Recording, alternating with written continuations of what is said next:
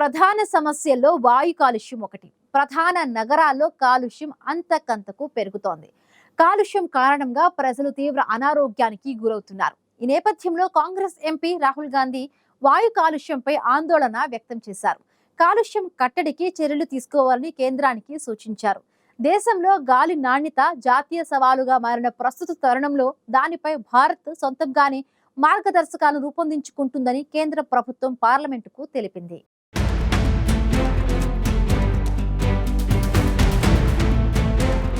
దేశంలోని ప్రధాన సమస్యల్లో వాయు కాలుష్యం ఒకటి. ప్రధాన నగరాలన్నీ విషపూరిత గాలితో కమ్ముకున్న పరిస్థితిపై గత కొంతకాలంగా ఆందోళనలు వ్యక్తమవుతున్నాయి.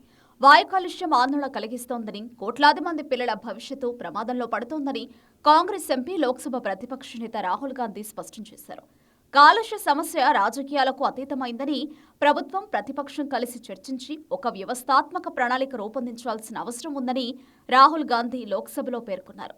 దేశంలో పెరుగుతున్న కాలుష్యంపై చర్చ నిర్వహించి ప్రతి మెట్రో నగరానికి ప్రత్యేక ప్రణాళిక సిద్ధం చేయాలని రాహుల్ సూచించారు. కాలుష్యం చాలా పెద్ద సమస్య అని పేర్కొన్న రాహుల్ దీనిపై పార్లమెంట్లో చర్చ నిర్వహించాలని పేర్కొన్నారు. వచ్చే 5 ఏళ్లలో అయినా 10 సంవత్సరాల్లో అయినా కాలుష్యాన్ని పూర్తిగా నిర్మూలించలేకపోయినా కనీసం సమస్య తగ్గించే దిశగా ప్రభుత్వం ఒక పద్ధతి గల ప్రణాళికను తీసుకురావాలి అని రాహుల్ గాంధీ అభిప్రాయపడ్డారు.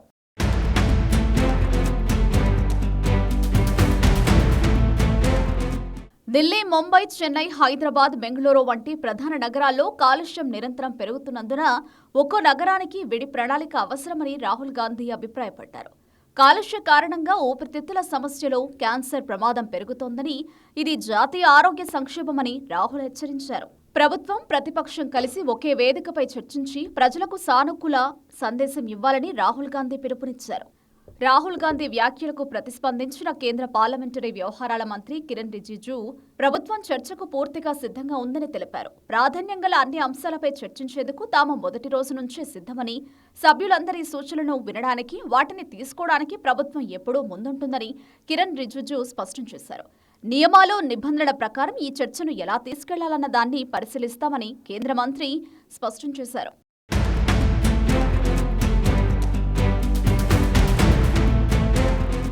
ఐక్యూఎర్ విడుదల చేసే వరల్డ్ ఎయిర్ క్వాలిటీ ర్యాంకింగ్, ప్రపంచ ఆరోగ్య సంస్థకు చెందిన global air quality database, environmental performance index, global version of disease వంటి సంస్థలు ఇచ్చే నివేదికలను భారత ప్రభుత్వం ఎలా పరిగణిస్తోందని రాజ్యసభలో విపక్షాలు అడిగిన ప్రశ్నకు కేంద్ర ప్రభుత్వం బదులిచ్చింది.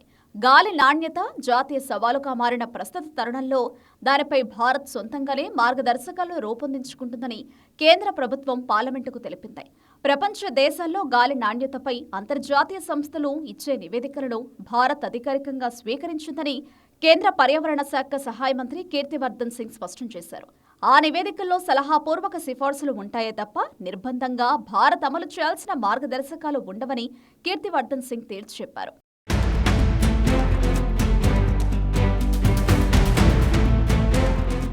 ప్రపంచ దేశాలు తమ స్థానిక అవసరాలు, భౌగోళిక, పర్యావరణ పరిస్థితులకు అనుగుణంగా గాలి నాణ్యత ప్రమాణాలకు రూపకల్పన చేసుకునేందుకు WHO నివేదిక సహాయకారిగా ఉంటుందే తప్ప అదే ప్రామాణికంగా మారదని కేంద్ర ప్రభుత్వం పేర్కొంది.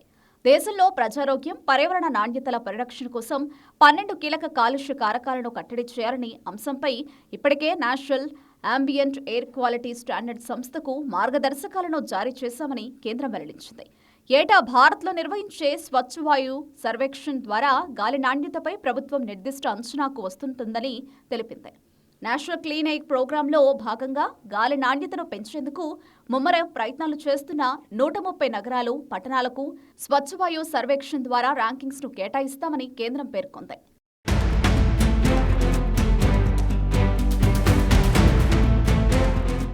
స్విట్జర్లాండ్కు చెందిన గాలి నాణ్యత పర్యవేక్షణ సంస్థ ఐక్యూఎర్ ఈ ఏడాది మార్చిలో ఒక కీలక నివేదికను విడుదల చేసింది. గాలి నాణ్యత పరిరక్షణ చర్యలపై 2024లో WHO జారీ చేసిన మార్గదర్శకాల అమలులో భారత్ విఫలమైందని ఆ నివేదికలో ప్రస్తావించారు. వాయు కాలుష్యం వల్ల తీవ్రమైన పొగమంచు సమస్యను ఎదుర్కొంటున్న ప్రపంచ దేశాల జాబితాలో భారత్కు 5వ ర్యాంకును ఐక్యూఎర్ ఇచ్చింది. ప్రపంచంలోని అత్యంత కాలుష్యమయ్యే 20 నగరాల్లో 13 భారత్లోనే ఉన్నాయని ప్రకటించింది. ఈ జాబితాలో నెంబర్ 1 స్థానంలో అస్సాంలోని బెన్నిహట్ పట్టణం నిలిచింది. ప్రపంచంలోని అత్యంత కాలుష్యమయ రాజధాని నగరాల్లో నెంబర్ 1 స్థానంలో ఢిల్లీ నిలిచింది. గత కొన్ని నెలల వ్యవధిలో ఢిల్లీలో గాలి నాణ్యత దారుణంగా తగ్గిపోయింది. భారత రాజధాని ప్రజలు వాయు కాలుష్యం అనే పెను సవాల్ను ప్రస్తుతం ఎదుర్కొంటున్నారు. ఈ నివేదిక వెలువడిన నేపథ్యంలో తాజాగా ఇప్పుడు పార్లమెంట్లో భారత ప్రభుత్వం చేసిన ప్రకటన ప్రాధాన్యతను సంతరించుకుంది.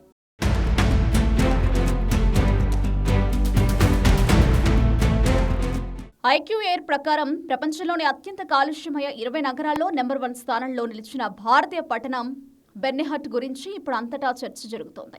అస్సాం, మేఘాలయ రాష్ట్రాల సరిహద్దులో ఉన్న బెర్నిహట్ పట్టణం 2 రాష్ట్రాల పరిధిలోకి కూడా వస్తుంది. ఎందుకంటే ఈ పట్టణంలోని కొంత భాగం మేఘాలయలోని రీబోయి జిల్లా పరిధిలో, ఇంకొంత భాగం అస్సాంలోని కామ్రూప్ జిల్లా పరిధిలో ఉంటుంది. బెర్నిహట్లో పెద్ద సంఖ్యలో ఇండస్ట్రియల్ ఏరియాలుంటాయి. అందుకే అక్కడ వాయు కాలుష్యం ఆందోళనకర స్థాయిలో ఉంది. ఈ పట్టణంలోని గాలి నాణ్యతను మేఘాలయ రాష్ట్ర ప్రభుత్వం ఎప్పటికప్పుడు ట్రాక్ చేస్తుంది. దాని ప్రకారం 2024 సంవత్సరంలో బెర్నిహట్లో ప్రతి క్యూబిక్ మీటర్ గాలిలో సగటున 50.1 మైక్రోగ్రాముల అత్యంత సూక్ష్మమైన ప్రమాదకర PM2.5 కాలుష్య కారకాలున్నాయి. వీటి వల్ల ప్రజలకు ఊపిరితిత్తుల వ్యాధులు, గుండె జబ్బులు వచ్చే రిస్క్ ఉంటుంది. పిల్లలు, వృద్ధుల ఆరోగ్యానికి ఇవి పెను ముప్పుగా పరిణమిస్తాయి.